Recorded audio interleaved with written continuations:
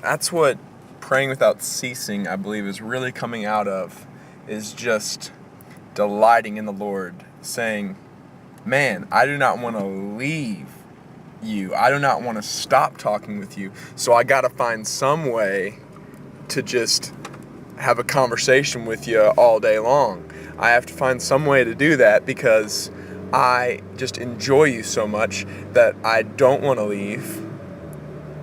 And I am just feeling so satisfied and so just fulfilled in you that I can't. I don't want to, and I can't. That's truly delighting in the Lord.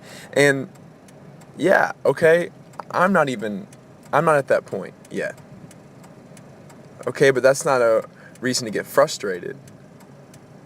Because, there's different levels of delighting and enjoying in the Lord, and He's transforming us from one degree of glory to another into His image, into the image of Jesus, that perfect delight that Jesus had, where His food was to do the will of the Father, and He didn't want to leave the presence of the Father. He wanted to just keep going and going and going. So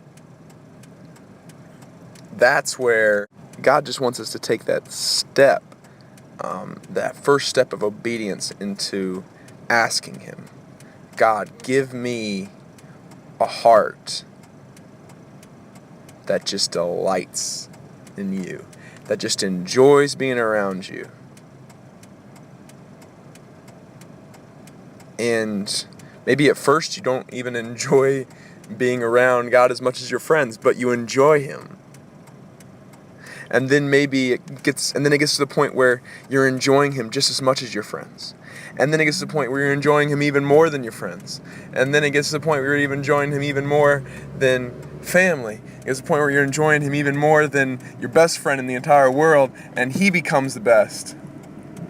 And so it's a transformation. Let's not grow weary in doing good, for in due season we will reap a harvest if we do not give up. And just like we said last week, our doing good comes out of our being.